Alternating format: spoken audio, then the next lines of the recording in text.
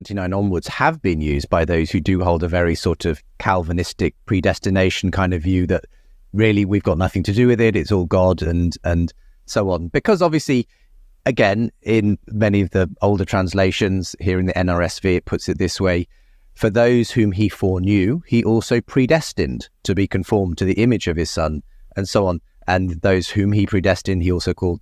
I mean, I think that the word predestined is often doing a lot of work there, because people assume, oh, that just means there was no role. God's sort of making it all happen. He's chosen who's going to be in, who's going to be out, who's doing what, who's not doing what. What are we misunderstanding with that way of looking at it? Okay, what we're misunderstanding yet one more time is the Old Testament background and context.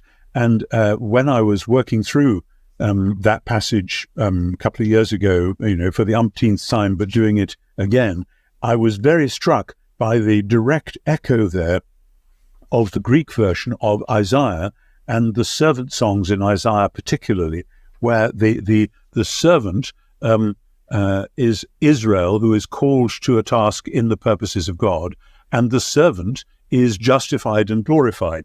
And this is, Isaiah is not talking about going to heaven when you die, and he's not talking about God selecting some individuals to go to heaven and telling others, too bad, the deal's already done.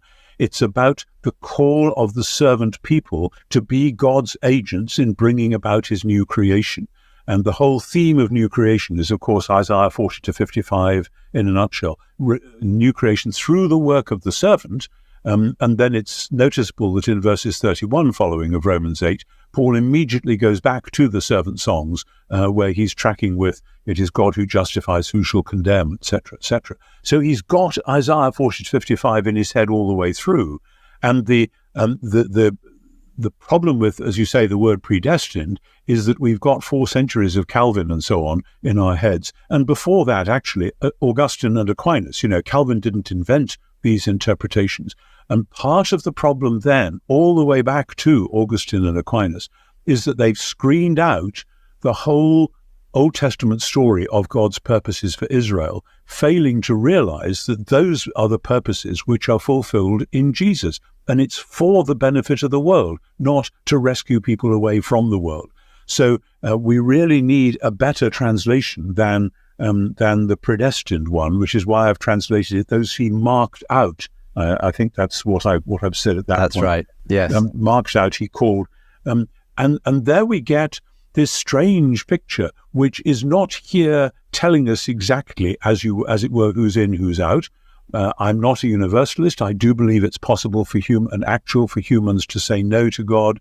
But I don't think that's what this verse is about, some people being in and some people being out. It's that if you're grasped by the love of God in Christ, if the Spirit is stirring in your heart, then you have a calling, and you have a calling which involves you being then vindicated and glorified in the sense of, through your agonizing in prayer, being set in this strange, glorious authority over the world, and thereby sharing the extraordinary mission of the Son, who comes to his glorification precisely on the cross, so that it's the whole thing is saying to Christians who are suffering or who are about to suffer, this is actually not just something you've got to get through, but it's part of the strange means by which, as with the death of Jesus himself, God is actually redeeming the world, which is, of course, both an encouragement and, in a way, a warning.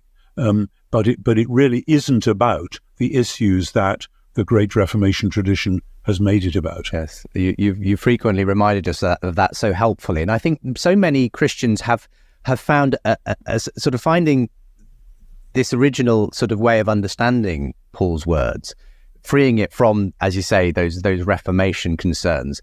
It's helped to sort of enliven our role in God's big story. It sort of stops it being about just this vertical, oh, this is just something that tells me how to make sure I get into heaven. It becomes about us being part of a much bigger cosmic story. And I find, and when you read it in that light, everything that Paul says in Romans 8 about the groaning of creation and those being set free from bondage to decay, it makes so much more sense that we're part of a bigger story in which we are participating with God in this. Yeah. Exactly.